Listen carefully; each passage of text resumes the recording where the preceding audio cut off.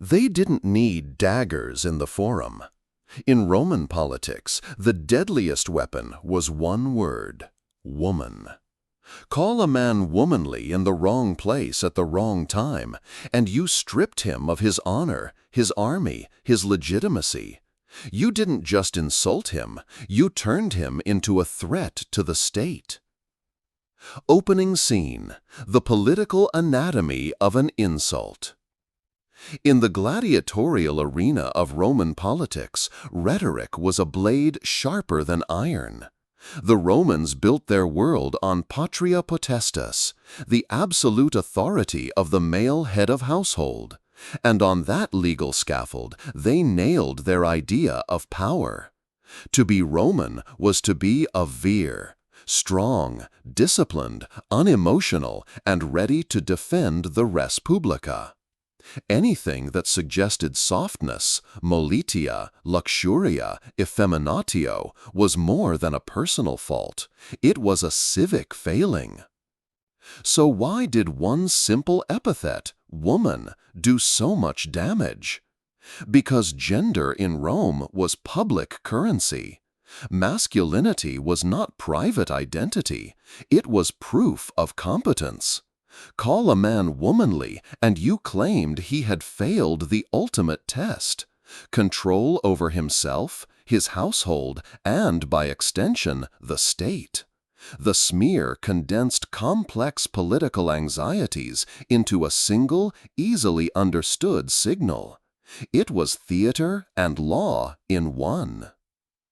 How the smear worked: performance, not truth. This was not playground taunting. It was a deliberate political tactic. Orators understood that if they could convince crowds that a rival had been feminized, they had undercut his capacity to lead. Why?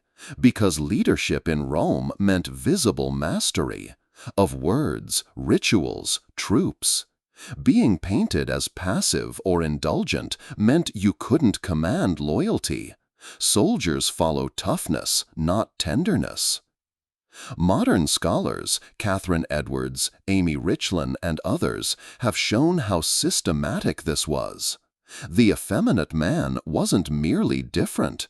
He was a failed performer of Roman identity.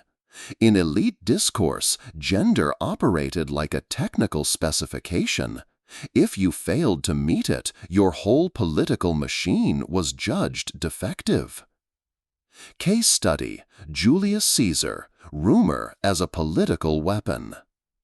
No one was better targeted by this weapon than Gaius Julius Caesar. He was brilliant, yet elegant in ways Roman elites mocked. He was particular about his appearance. He was accused of scandalous sexual behavior. His enemies seized on a rumor that he had been the passive partner in a liaison with King Nicomedes IV of Bithynia. They called him the Queen of Bithynia. They pictured him as patiens, a man who accepts domination even in private. This was not about private morality. It was an argument about public capacity. If Caesar could be dominated in bed, the insinuation went, how could he dominate in war? Cicero and his faction deployed the rumor like a surgical smear. One aside here, one derisive phrase there, until it stuck in the minds of Rome's political audience. The political effect was real. The rumor made Caesar vulnerable, forced him to burnish a hyper-masculine public image, and shaped how people judged his leadership. From republic to empire, the weapon scales up. As Rome moved from the republic's competitive elites to the centralized power of emperors, the stakes of being labeled effeminate rose exponentially. No longer was the insult merely a public humiliation. It became a legitimation crisis for an entire regime. Tacitus, whose prose drips with moral judgment, uses gendered talk like an indictment. When he describes Nero's theatrical affectations, his singing, his taste for spectacle, he's not only chronicling eccentricity, he's offering proof. Nero has abandoned gravitas, the Roman seriousness required of a ruler. Tacitus suggests that such feminine indulgences corrupt the soul of the state and portend tyranny. And then there is Elagabalus, the name every sensationalist medieval chronicler treasured. Ancient accounts paint him as everything Rome feared: Eastern, exotic, indulgent, gender ambiguous. Cassius Dio and the Historia Augusta parade lurid accusations: makeup, prostitution, alternative pronouns, attempts at bodily transformation. Modern historians rightly caution that these accounts are biased and intentionally theatrical, but massive reputational damage was already done. Sensational or not, the stories made Elagabalus the cautionary tale of what happens when a ruler transgresses Roman gender norms. Satire and public policing, Juvenal, Martial, and the culture of ridicule. Poets and satirists were the amplifier. Juvenal, Martial, and their peers didn't just mock for laughs. They encoded a social grammar. Terms like kinitis, derogatory for passive homosexual men, mollis, soft, and mulibria, womanly things, functioned as public labels that excluded and disqualified. Satire taught the public to equate womanly with corruption, weakness, and foreignness. A line of verse could do what a law could not. It could stigmatize for generations. Did it actually change politics? Yes. Change a leader's image and you change how people respond to him. Call someone soft and you give opponents the narrative to argue he cannot command armies or juries. The smear simplified complex critiques, policy failures, personal vices, strategic blunders, into an intuitive moral judgment. It turned debates into identity contests. Are you Roman enough to rule? But how sincere was the belief behind the smear?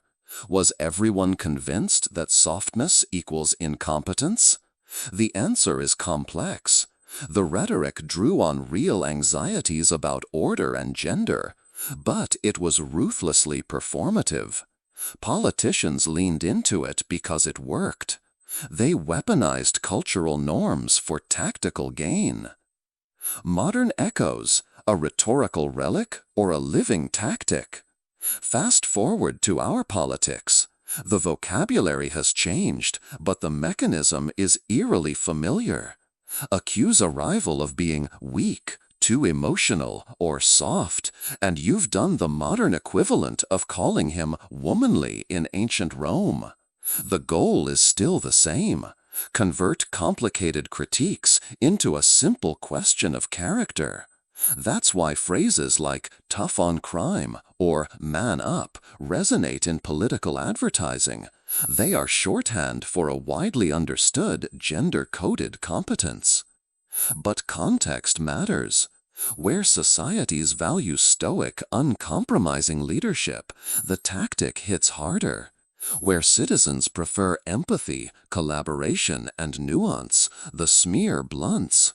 And crucially, political culture is not static. Gender norms evolve, and so do the attacks that rely on them. So what do we do with this history? First, recognize rhetorical shortcuts when you see them. When an opponent is dismissed as too soft, ask, is this a policy critique or a gendered smear? Second, consider what values we want leaders to embody. Do we prize blunt force and detachment, or do we want leaders who can combine courage with empathy, authority with nuance? Finally, ask the uncomfortable historical question. The Romans weaponized gender to preserve an ordering of power that often served elites. Are we repeating their pattern if we let accusations about masculinity silence debate? Closing, a challenge to the viewer. Words create realities. In Rome, to be labeled woman could end a career. Today, to be labeled soft can still weaken a leader's claim to power. So, before you accept the insult, whether it's too soft or too emotional, ask yourself, who benefits from reducing complex political judgment to a crude gender test? If you want to go deeper, tell me which era or leader you want next. Caesar's political theater, Nero's spectacle, or a modern case where gendered rhetoric changed an election? Subscribe if you want the next episode. We'll pull the thread and see what unravels.